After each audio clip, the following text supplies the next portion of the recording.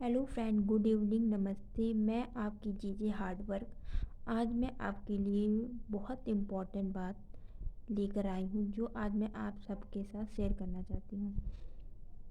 सुनने में आ रहा है कि बहुत जल्द ही टीजीटी और पीजीटी के एग्ज़ाम हो सकते हैं। जो यूपी टीजीटी पीजीटी 2022 के जो फॉर्म भरे गए थे, सुनने में आ रहा है कि बहुत जल्दी उसके एग्ज़ाम हो सकते हैं। इसलिए मैं आज आप लोग के लिए एक रिवीजन लेकर आई हूँ। आपने मेरे वीडियो में देखा होगा कि मैंने बैक्टीरिया के लेक्चर डाल चुके हैं, पर मैं आज आप लोग को एक बार इसका रिवीजन कराने जा रही हूँ।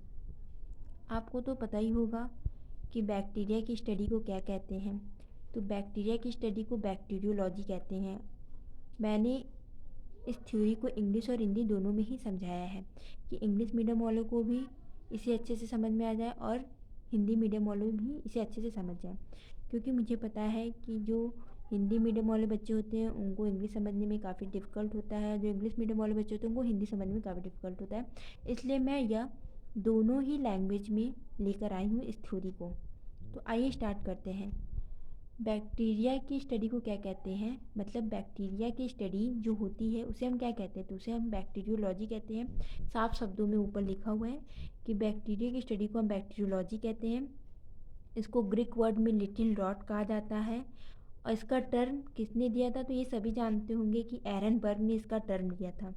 और इसकी डिस्कवरी एवी लुवेनहॉक ने की थी। और उन्होंने इसका नाम, देखिए बोला गया है discovery AV Leeuwenhoek and call them little animalcule. उन्होंने इसका नाम लिटिल एनिमल क्यूल दिया था। एवी लुवेनहॉक जो थे वो एक साइंटिस्ट थे। उनकी एक बुक थी, उनके बुक का भी जिक्र यहाँ पे किया गया। उनकी बुक का नाम था secret of nature. Secret of nature. Living cell की डिस्कवरी एवी लुवेनहॉक ने की थी। एवी लुवेनहॉक अपने द्वारा माइक्रोस्कोप से बैक्टीरिया की डिस्कवरी रेन वाटर में की थी।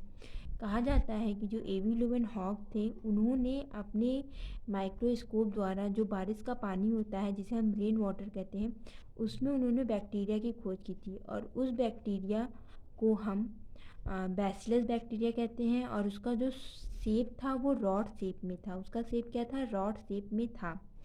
अगर हमसे क्वेश्चन पूछ दे कि जो बैक्टीरिया की डिस्कवरी हुई थी वो सबसे पहले कहाँ पर हुई थी, तो वो सबसे पहले रेन वाटर में हुई थी। और उस बैक्टीरिया को क्या कहा गया था, तो उस बैक्टीरिया को बैसिलस बैक्टीरिया कहा गया था। और पूछ दे कि उसका शेप कैसा है, तो उसका शेप रॉड शेप था। ओके। फिर ये वाले क्वेश्चन बहुत ज़्यादा आते हैं, ये अदर एग्ज़ाम में भी आते हैं। ये ज़रूरी नहीं है कि यूपी टीजीटी या पीजीटी में ही आए।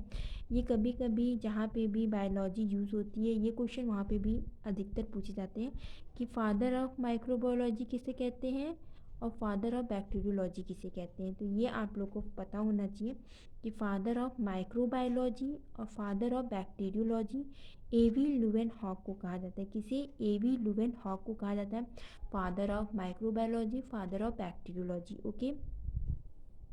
अब एक साइंटिस्ट थे नागेली। नागेली एक साइंटिस्ट थे जिन्होंने बैक्टीरिया को सीजियोमाइसीटीज के अंदर रखा था।